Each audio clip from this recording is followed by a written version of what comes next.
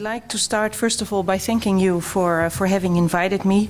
While I will be addressing you mostly as the country, and in that sense I was introduced holding the EU presidency, I would not want to fail to mention, of course, that the Netherlands is the #1 investor in this country. So I appreciate also being able to address this conference on improving the business environment from that perspective. Over the past years, we've seen Europe recovering from one of the biggest challenges it has faced since its creation. It was the worst financial and economic crisis since World War II. All over Europe, painful measures needed to be taken in order to stabilize the economy and to consolidate public finances. After years of stagnation, we now see confidence in the European economy slowly returning.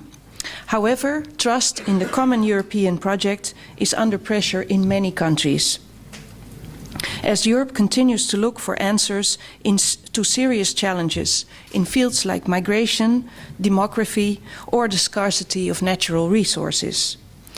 Actually, the result of the referendum on the EU-Ukraine Association Agreement that was held in my country just a few days ago shows us that we cannot take broad public support for the European project for granted.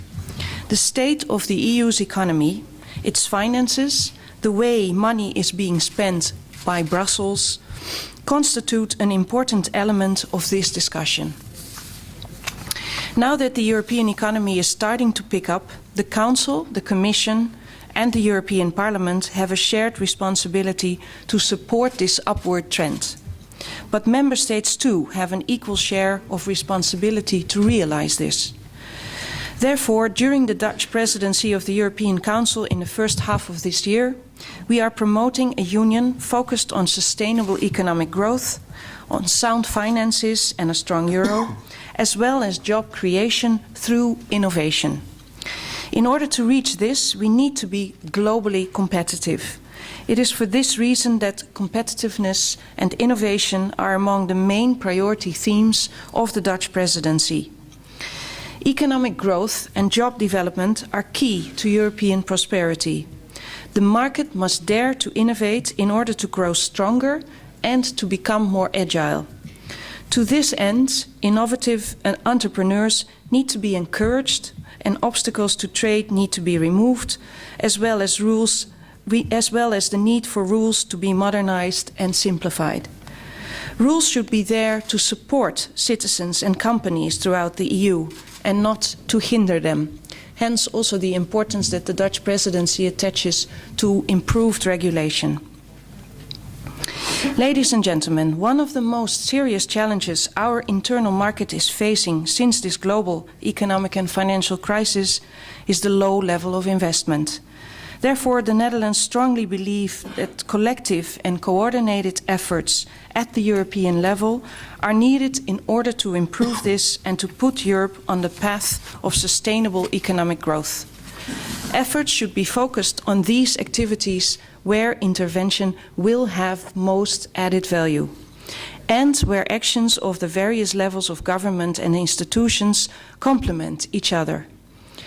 The analyses of our European economies as part of the European semester are very important to highlight our strengths, but also to encourage us to make improvements where we see weaknesses.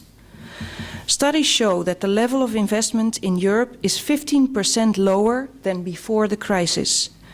This is worrying, as investment, especially in public infrastructure, is the basis of our competitiveness.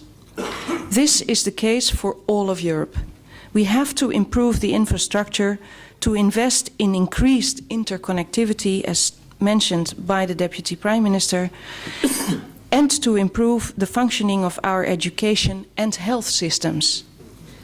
This investment gap is now being addressed within the EU by the new dedicated tool, the Investment Plan for Europe, which is believed to have the potential to add at least 330 billion euros to the EU's GDP and to create up to 1.3 million new jobs.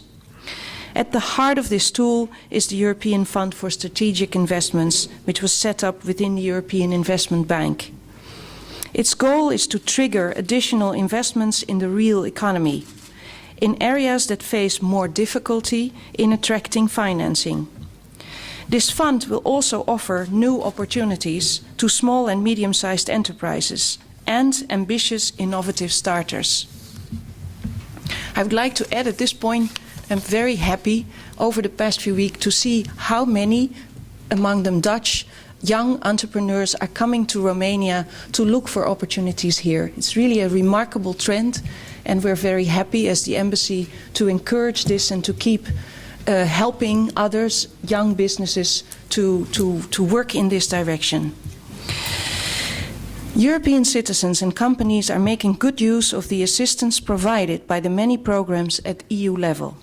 And I'm confident that in addition to the available EU funding under the new budgetary period, the investment plan for Europe will also be successful. It will help us take important steps towards a more sustainable and stronger Europe, once again so important to us all.